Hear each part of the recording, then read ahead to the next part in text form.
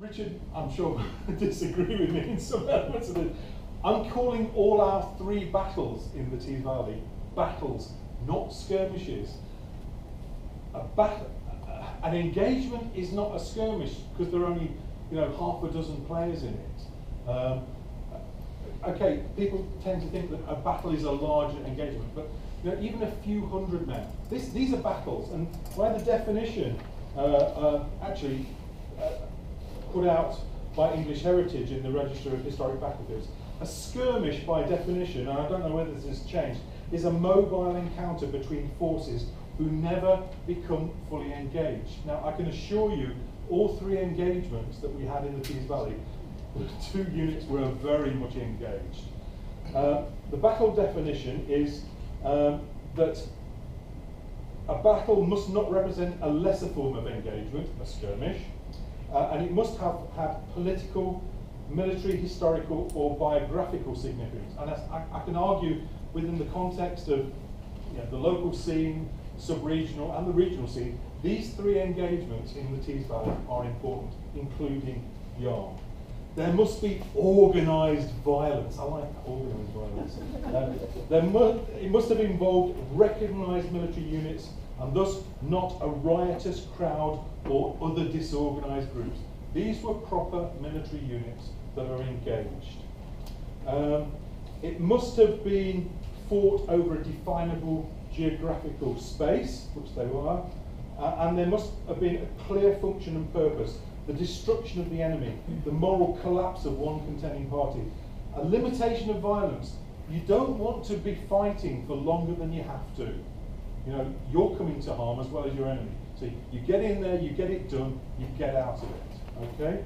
And there must be the achievement of a decision. All 3 engagements in our area were very decisive engagements. And there must be what's termed ritualised elements. A mutual agreement to fight. Well, both sides were up for it in all 3 engagements. Limits on behaviour, I won't go into that. Closely ordered movement. There would have been certainly closely ordered movement. So, Yarm the battle, or Yarm Bridge the battle, on the 1st of February 1643, a few days after Gisborough. And I would argue you've got to look at the 2 together. Today, I'm sorry, do you all know where Yarm is? Yeah, well, okay. Here's a great up-to-date map that I thought I'd throw in. Here's the German Ocean. Do you all know where the German Ocean is? The North Sea, okay. Here is the River Tees, okay. We're sitting here in Middelburg, okay. Little place here. With Acklam, Thornaby, because we're all south of the Tees in Iborarkensis, Yorkshire, okay, and to the north of the river is County Durham, with Durham here, and Yarm is a little inland port at that time on the River Tees. It was one of 3 main crossings of the River Tees. You could cross the River Tees further down by ferry, by ford if the tide was right, but your main bridge crossings are at Yarm, Croft and Piercebridge. Now, Robin and I have had discussions about why Croft Bridge wasn't used by these big convoys in the Civil War. Piercebridge was used, Yarm was used, and we think that Croft Bridge, big massive medieval bridge, was probably in a state of disrepair and couldn't have been used by heavy wagons at that time. There's a lot of payments made out after the Civil War for the repair of the bridge, so Croft tended not to be used. So Yarm was obviously identified as an important crossing place. Here's what it looks like from the air today. I'll just say that the marking of this battlefield today and its interpretation is practically non-existent on the ground. Okay? There's no commemoration of the battle. We don't have sealed knot Grounded Association tramping over the site or anywhere near the site each year. And there's no there's no plaque or anything either on Yarm Bridge or the immediate vicinity. The parish registers of Egglescliffe Parish Church make reference to the burial of one soldier killed in the skirmish, battle, sorry. And there is a small display in the nearby Preston Hall Museum, the museum for Stockton, about Egglescliffe, Stockton and Yarm during the English Civil War.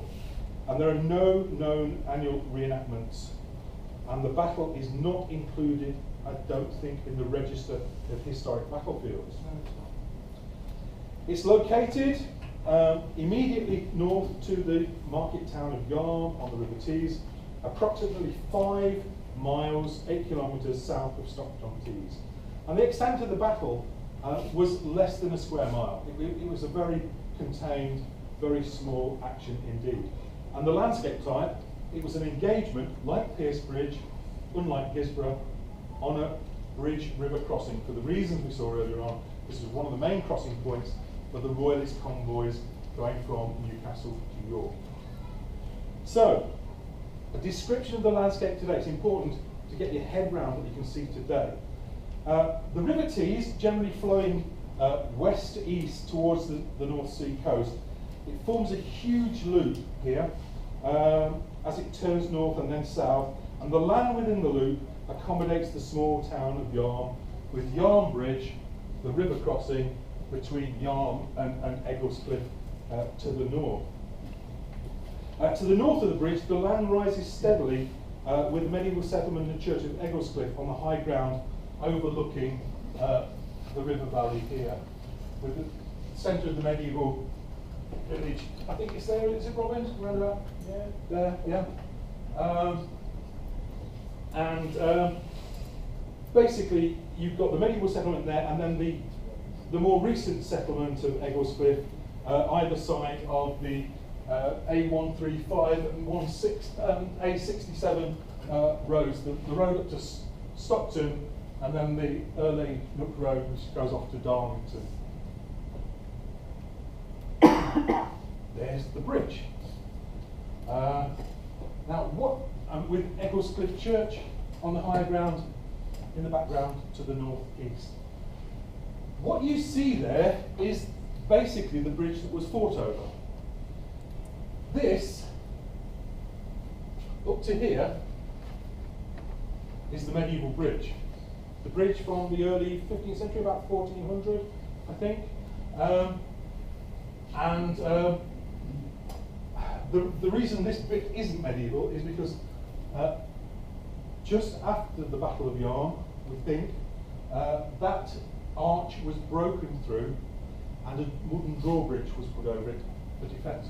You notice that these pointed arches are different to the later one. Now, the bridge that you see today is double carriageway. This was single carriageway, and if you look, no, I didn't put it in, just later on. You have to imagine this is the width of the bridge here. This is the view down from the heights, the higher ground, just to the side of Egglescliffe, looking down towards Yarm town. Remember, the railway viaduct wasn't there then. And this is the view that the defenders would have had, looking up over the bridge towards Egglescliffe here, and the main road from Stockton coming down. This is the road that the Royalist army would have come down and attacked from. You get good views over the river from the higher ground, and we know that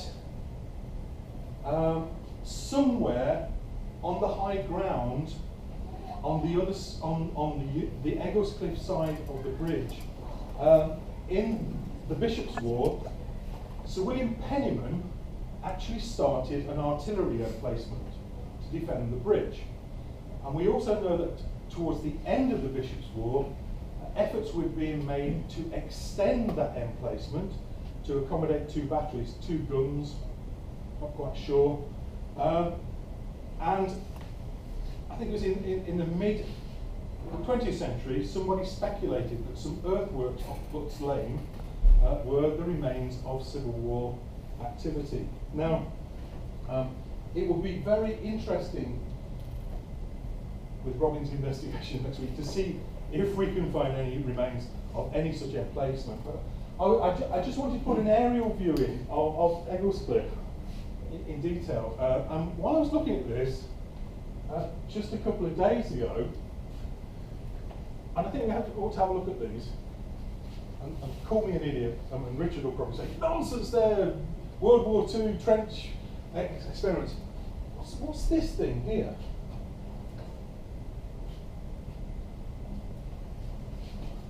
If Robin can go back into the undergrowth and fend off all the bees that attacked him the other day,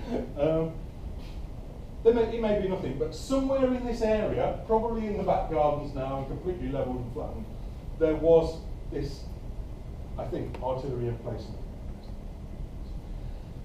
The military value of the location didn't go unnoticed in the Second World War, because up there in the scrub is this World War II pillbox overlooking the bridge. Not connected with the Civil War, obviously, but there we go. So as I say, here is the original medieval bridge. What you can see today up to this arch here. This is a later arch, but if you look, if you go down onto the riverbank and look, you can see where the medieval bridge, you see the joins in the arches where the medieval bridge has been extended downstream in the 18th century. So this was the focus of the battle. The defending unit's objective was to hold the bridge against their attackers and to prevent the force and supply convoy marching from Newcastle to the north to the relief of York to the south.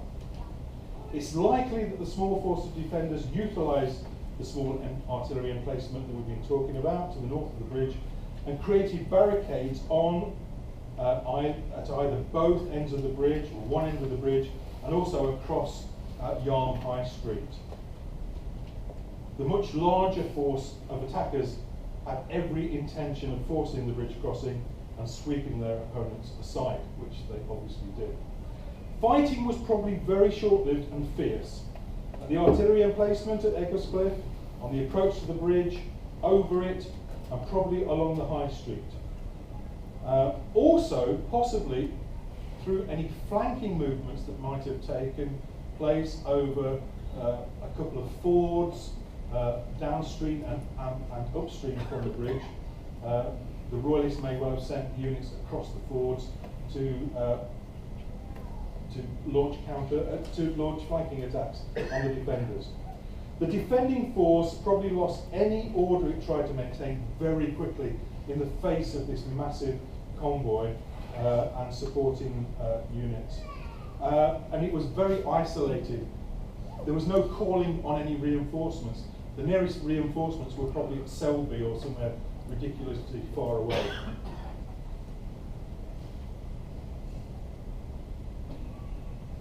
Both sides were fully aware of what they needed to do, and the large escorted convoy, having overcome any initial resistance to the approach to Yarm and Egglescliffe, would probably have utilised the high ground overlooking this position to sight some artillery, to soften up the positions before launching an attack across the bridge. They obviously didn't want to batter the bridge down with artillery because they needed to get across it. And one thing to remember is there was much better military coordination from the attacking Royalist side than the largely inexperienced defending parliamentarian side. And we'll see why. They have massive generals and lieutenant generals on the Royalist side against a little captain. Now, I know captains have done great things against vast armies, but vastly inexperienced parliamentarian side compared with the Royalists. Okay. Sorry, there are more views up across the bridge to where the attackers would have come down. So, the combatants. On the parliamentarian side, I'll mention two key figures who were not directly involved in the battle but played a role. The commander, overall commander in the northeast, as we mentioned before, is this guy, Sir Thomas Fairfax. Now, Fairfax was trying to coordinate the parliamentarian effort against Newcastle's main force around the York area. You've seen before, Fairfax was attacked by Newcastle, who'd come down over Pierce Bridge in the December 1642. We're now in January 1643. The campaign season came to a halt after early December. The two armies largely went into hibernation for the winter season, but they came out very early on in January 1643 at the start of the new season. And this guy was trying to hold it all together around York. In the meantime, in theory, under Fairfax's control, but very much operating as a free agent. We've already seen him. Here he is in his showy-offy three-quarter cuirassier's armour, is Sir Hugh Cholmondeley from Scarborough. Now, Cholmondeley, and he always justified his actions really, really well. You can read his biography. He's got a reason, really good reason for doing things. He's not a military commander. He's had no training, formal training. He was a civilian doing his best, as was Newcastle, his main opponent, unlike Fairfax. Cholmondeley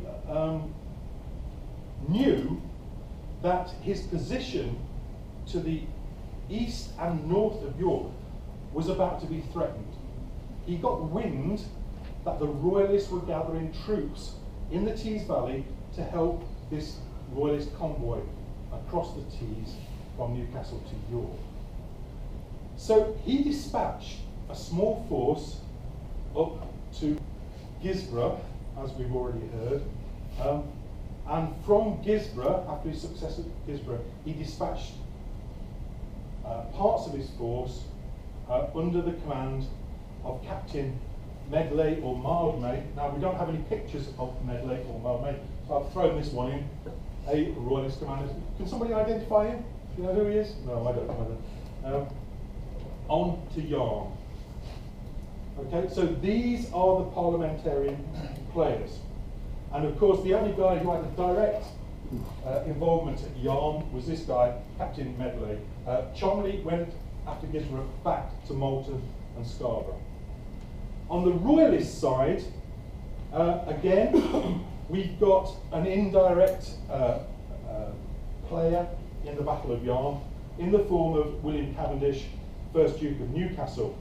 Now, nominally, he was in charge of the Royalist northern units, and he'd, as we saw, taken his big army, his northern army, across the Tees at Pierce Bridge down to York and started beating Fairfax up in the York and Tadcaster area. Meanwhile, in early January, a massive arms convoy, which was expected from the continent, came in at Tynemouth. Now, it wasn't the Queen's big convoy. The Queen's big convoy came in after the Battle of Yarm to Bridlington and then travelled on to York. This was a big one. This one contained not just important arms and supplies, but some very experienced military men, generals, who were appointed by the king to lead his armies, and would eventually end up under the command of Cavendish. Again, Cavendish, Newcastle I should call him, was not a military man. He cut his teeth on the Civil War, a big learning curve, and he was pretty good. He was pretty good because he had some amazing people also working under him. One was Lieutenant General James King on the left, and the other guy who had a direct involvement at Yarm was George Goring, Lord Goring. Now, James King was a Scottish officer who'd been in the service of the King of Sweden. We've heard about the Swedish systems. So he cut his teeth there. When he came over with this armed convoy, he was put in charge of cavalry units here, as was George Goring, who'd served in the European wars for the Dutch army, and he'd been at the siege of Breda. He was actually captured at this siege, and there was a disagreement with Prince Rupert at this engagement, and they were never good friends. There was always antagonism between Prince Rupert, who we've seen earlier on, and Goring, which didn't make for great things when it came to the Battle of Marston Moor, but that's another story. So these two guys were the Royalist commanders of the units at Yarm. So you've got a captain against two lieutenant generals. Pretty unbalanced thing. The other person I'm going to mention, we don't know whether he's directly involved in the battle in any way, but this guy is quite a figure, and it'd be interesting to find out more about what he did in the local area. This is the civilian bit. There's a Dr. Isaac Bezier, who was a chaplain to Charles I. He was a doctor of divinity. He was very, very well respected in religious circles, and he was the rector of Egglesford at this time.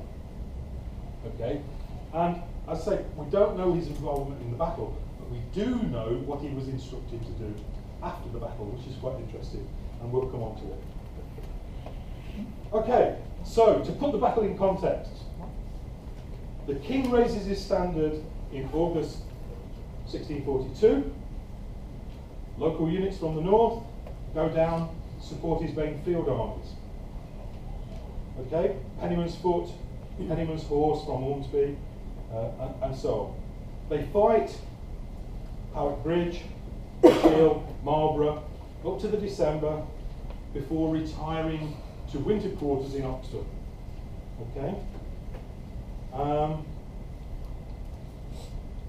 And what you've got in the northeast, by the end of the campaigning season in 1642, after the early part of the war, what you've got is, you've got a massive band of royalist allegiance and secured area, stretching from Newcastle down almost to Newark.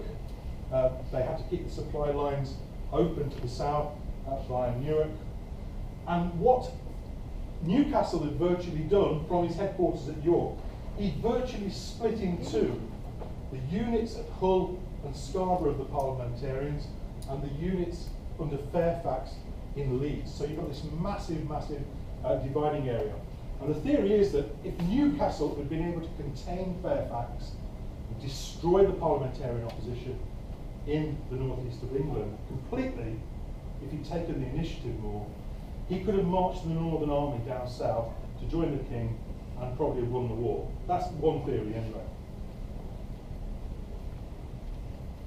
So what we have is a York potentially threatened by the forces here around Leeds and from Stamford Bridge, Scarborough, and on the east coast.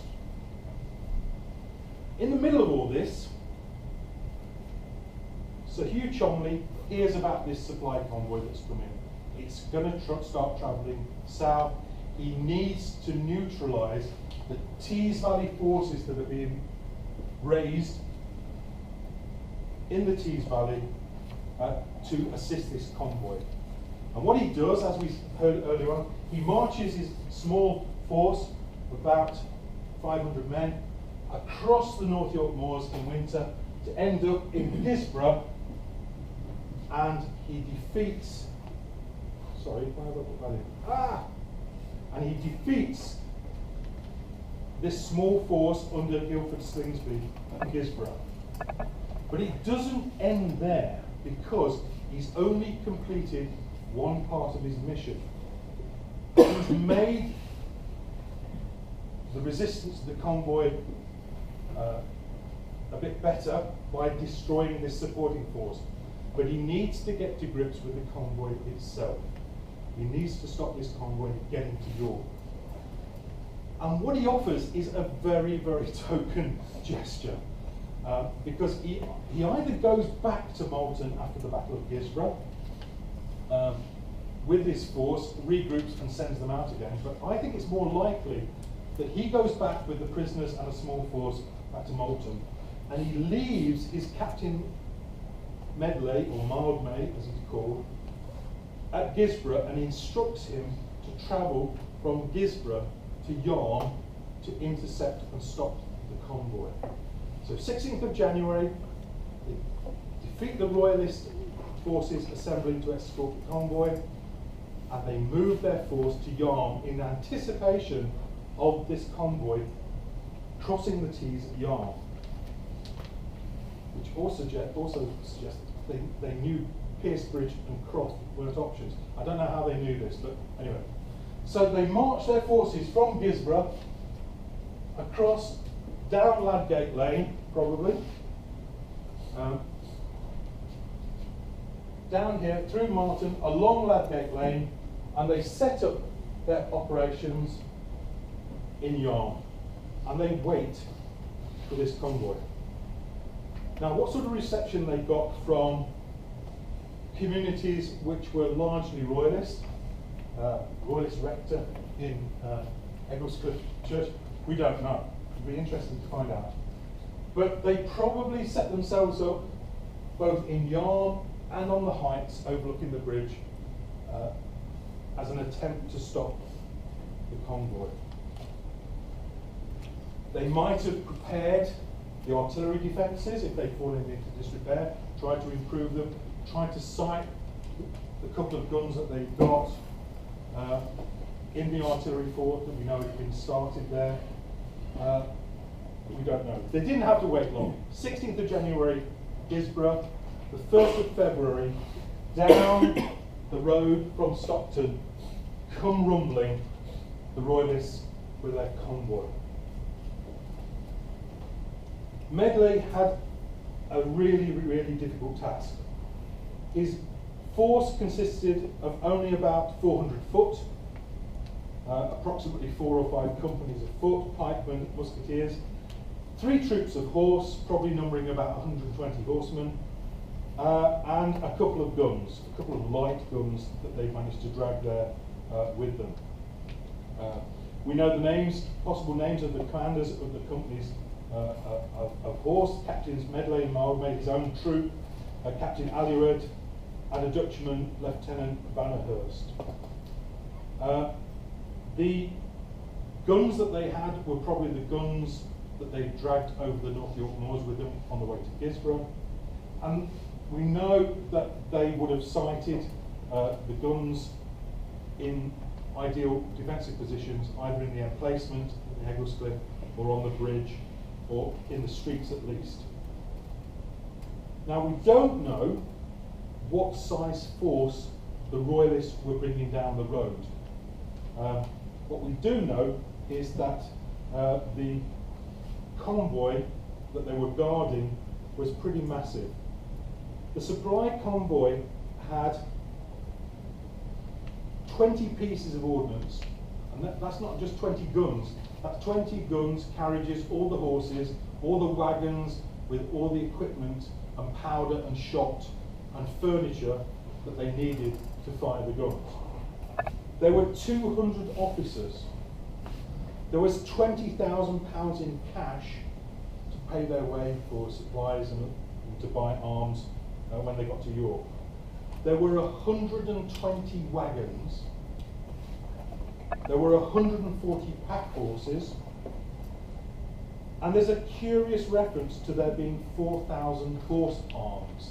Now, whether that means that they were bringing with them arms, i.e. pairs of pistols and carbines for horse arms, or there were 4,000 horse arms, i.e. 4,000 mounted troops escorting this convoy. It sounds like a lot of soldiers for this convoy. I would think the convoy, which probably consisted not just of horse but also of foot and dragoons, probably would have been about 2,000 troops, which is a lot of troops when you're standing there as a parliamentarian with about 400, 500 soldiers, a lot of people. So the convoy travelled south from Durham down to Stockton to the north, and then down the Stockton Road, probably sent out scouts and flanking movements crossing the fords around the Yarm area to outflank the opposition, take them by surprise. Sorry, I won't show you pictures of the type of troops because we've already done that. These are kind of soldiers. So there's the object of the Royalists. There's the bridge. It's an artistic impression of them preparing artillery defences above the bridge. Not specifically this bridge. Generally, they're setting up earth defences to protect the guns with these wicker earth-filled structures to protect them, to deflect any fire. So I'll go through this very quickly. And the big red arrow marks the approach of the army. We don't know how the Royalist army deployed. We don't know how the parliamentarians, where they put their infantry. We can only guess at that. But very, very quickly, the parliamentarians were overwhelmed. Now, there might have been small engagements as the Royalists approach. Parliamentarians might have pushed infantry and musketeers out on the flat land above the bridge next to Egglescliffe to try and put off the assault and water down the assault on the bridge. But they would have been pushed back very, very quickly. If they mounted the defence in the artillery emplacement, that would have been swept away. They probably had no chance to take any guns or equipment away from there, and they would have fled to the bridge, stood at the bridge, tried to hold the bridge, but sheer weight and numbers of the Royalist regiments attacking would have just swept them away, probably into the High Street and beyond. Very, very few men would have got away. We don't know what the numbers of casualties were like. We only have one reference to somebody being buried in Egglescliffe Church after the event. So you know, if you can imagine, you're a Royalist coming down this road at the bridge with the attackers behind barricades on the other side of the bridge. This is an artist's impression of the Battle of Brentford, which took place a few months before. A wooden bridge. These are poor southern folk, you know, London folk, or Middlesex folk. They didn't have stone bridges over the River Brent in the 17th century. But a similar kind of thing. I say it's an artist's impression. You've got a barricade on one side of the bridge with a large force attacking it. I'm sure you can imagine the scene. And imagine you're standing behind that barricade looking at what's coming towards you up that slope across the bridge. Not pretty. And again, fighting probably through the high street, mopping up stragglers, people trying to escape. Not many people got away. Not many people were killed. Most of the units from the parliamentarians, probably the foot regiments rather than the horse might have escaped, were taken prisoner, and they were sent to Durham Castle, where they were imprisoned. I say one poor unfortunate buried in Egglescliffe Church, the rest sent to Durham Castle, and I am told there was no prison in Durham Castle Keep or the outer buildings. I'm told that the likely place for them to be incarcerated was in the North Gate, which is no longer there in Durham. If you can imagine, you're walking up the hill to go to the cathedral. It's just at the top of the hill, the place where this gate stood. That's where they would have been imprisoned. So, what happened after the engagement? Well, the prisoners were sent off to Durham. The convoy got to York safely. Here's an artist's impression of the convoy entering one of the bars of York. And Yarm was once again in Royalist hands after its brief occupation by the parliamentarian units. The parish register, as I say, records a soldier slain here at the Yarm skirmish, buried on the 1st of February, the day of the fight. These were obviously very anxious times for the local people, as well as the royalist soldiers and sympathisers and supporters. There was the age-old spectre of the Scots raising their head again. For a few days after the battle, on the 4th of February 1643, fears of further Scottish incursions and memories of the threat posed by them during the Bishops' Wars were provoked with cries in the parish of Wilton in County Durham that all men were warned to go against the Scots, and that day were the beacons set on fire to warn all the country. As well as this perceived threat from the north, there was also the possibility that other flying parliamentarian units from Fairfax's, Hotham's and Cholmondeley's forces from the south would attempt to bar future crossings of the River Tees at Yarm and royalist arms and military convoys. So to guard against this, a small force of royalist soldiers, possibly Colonel Hilton's regiment of foot from Hilton Castle near Sunderland, including some engineers perhaps, were probably left at Yarm for a few days whilst the main convoy continued its journey to York. As the stone bridge appears to be altered so as to make its defence easier. This northern arch, as we saw earlier, was broken through and a wooden drawbridge was created, and we're told that Colonel Hilton wrote to Dr. Isaac Vizier, the rector of Egglescliffe, on the 14th of February, 14 days after the engagement, and he wrote this to Vizier: "I am by means of certain special affairs with my regiment for a season at Hartlepool." He's taken his soldiers off to Hartlepool. "Therefore I desire that you be pleased to take the pains so as to see the bridge drawn every night on Edgecliff, Eaglescliffe side, which will conduce very much to the country's and your safety. And there shall scouts wait continually to certify me of all proceedings." So there was obviously this fear that they weren't past the worst of it yet. I don't know of any further incursions by the parliamentarians, but of course, after January 1644, with the Scots coming south, heading for York and Marston Moor, they would have had to have crossed somewhere. I haven't come across any accounts of the Scots crossing any of the Tees, bridges or fords. Anybody comes across them, I'd be very interested to hear. A few weeks later, Queen Henrietta Maria landed from Holland with further arms and supplies for the Royalist cause on the 22nd of February. But she landed at Bridlington, and the force went across country to York. The north was almost completely in Royalist hands.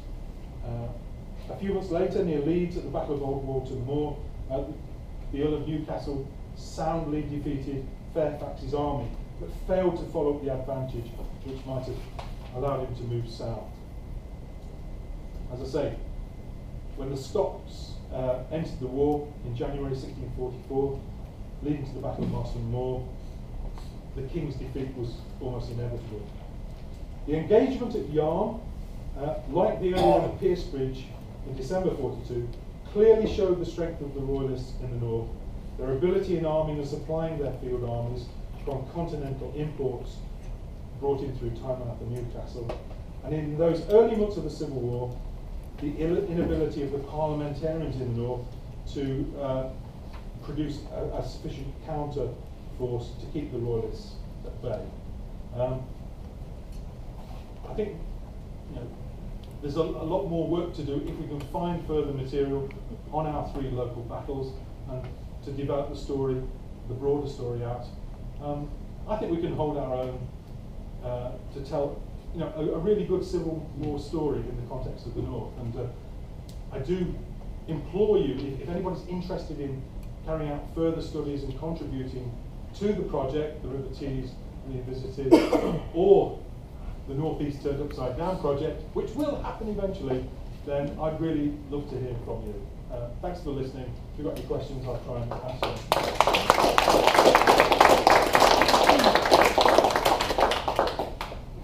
Any questions? No? Just two quick ones. First one is look at the Second World War, they would have just destroyed the bridge. Across the Rhine, trying to destroy the bridge. So, first question is, if they got there early with the troops, didn't they have the orders just to destroy the bridge? The parliamentarians. There are so few bridge crossings over the river. I don't know. I don't know of any. Do we know of any accounts of bridges being deliberately destroyed? They're such a vital means of communication for wagons and armies. I don't know of any accounts of them attempting to destroy bridges. That's Captain Martin from you. No, good thoughts. Yeah. But maybe it's a more fluid situation, aren't you? It's not Yeah. one front moving against the other. No. The parliamentarians could well want the bridge themselves. Yes, right? yeah, there was. Yeah. Can I just ask a question on the bridge itself? So you said it was originally at that time a single bridge. It's a double now. Just on the history of it, then, can you just clarify which bits were actually contemporary with the department, which were then extended? There's a plate on the bridge here that says this bridge built by Bishop Philo. Thank you, Durham. In 1400? That's 13 something. Yeah, right. It's on the side there. Okay. So this is upstream. So this is from the west, looking east. The river's flowing that way. There's the Cook Piers, right? So all of this, up until we think February 1643, is the medieval bridge. Okay, 3 arches, all with these pointed arches. Okay, single carriageway, so it's much narrower. Okay, and then we think after the battle at Yarm, they broke through this arch to create the wooden drawbridge. Okay, and presumably after the war, when things were better, things had calmed down, they would have rebuilt the stone bridge. We don't know when that happened. I've got a clue. And then in the 18th century, they widened the carriageway. They did the same with Pierce Bridge. The Pierce Bridge was a single carriageway, and in the 18th century they widened it. But the medieval bridge, both at Yarm and at Pierce Bridge, upstream, that side, is the original medieval bridge, apart from the arch. Yeah? So Yarm Bridge is wider than 19th century, was it? Right, sorry. Yes, sir. Sorry, who were you? Oh, gentleman back.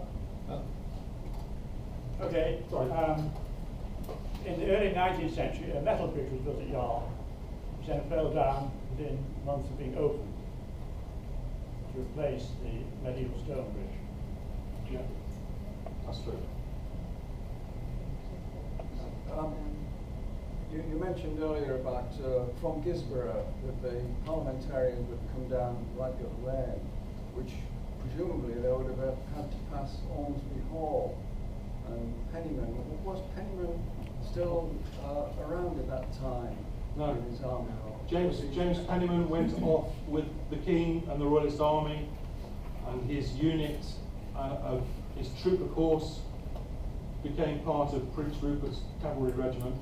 Not Rupert's lifeguard, Rupert's horse. Fought at Powick Bridge and in the Edge Hill campaign. I'm not sure where it went after Edge Hill, but no, the Pennymans were not at home. James at Mask was in Oxford, and sorry, William from Mask was in Oxford, and James presumably was on the road with Rupert in the Midlands. So there wasn't any Pennyman units No. at Yarm Bridge? No, they were both down in the Midlands, and that's why Guildford Slingsby was in the area, raising units around Hemlington, Hemlington Estate. And one of the reasons he was doing that is because the County Durham train bands refused to cross the River Tees. They wanted to stay at home, which was not uncommon. I was intrigued by the photograph of the village of Yarm moving away from the bridge. I'm curious to know whether or not there are any contemporary structures still standing within the village. That actually, I mean, presumably the village of Yarm would use the church across the river, but unless there is actually it's a got church. its own medieval church. Yarm's a town, sort of.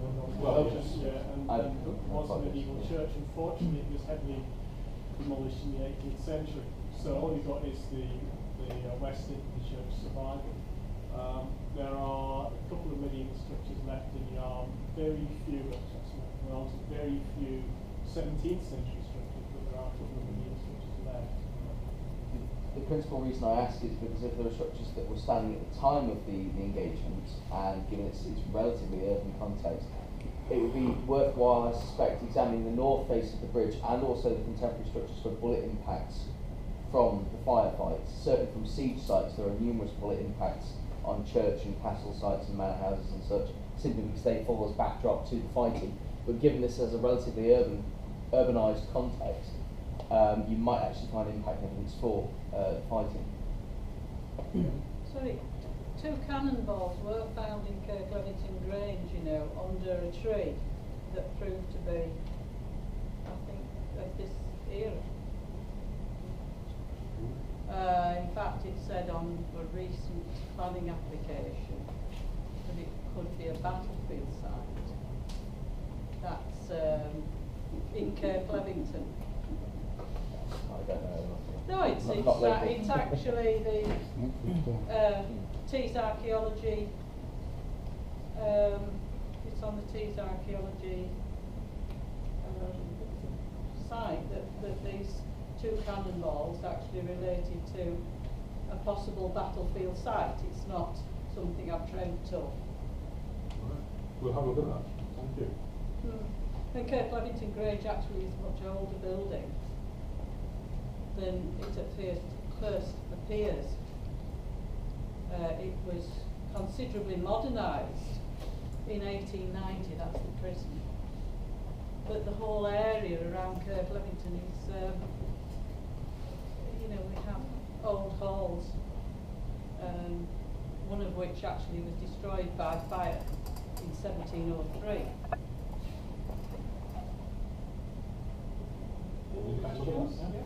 Any thoughts on the unusual mound below the Bluebell pub, which as children we were always told was where all the parliamentarian soldiers were buried? Below the Bluebell down there. Yes, just there's a very unusual mound. Well, it's a rounded pyramid. Yeah. Yes, just like that. Yeah. I don't know that one. Still there. Between the building and the river? Yes. It's behind the Bluebell, on the riverside of the Bluebell. Just through that arch there. See? Right, okay. That's another job to do next week. Person back there.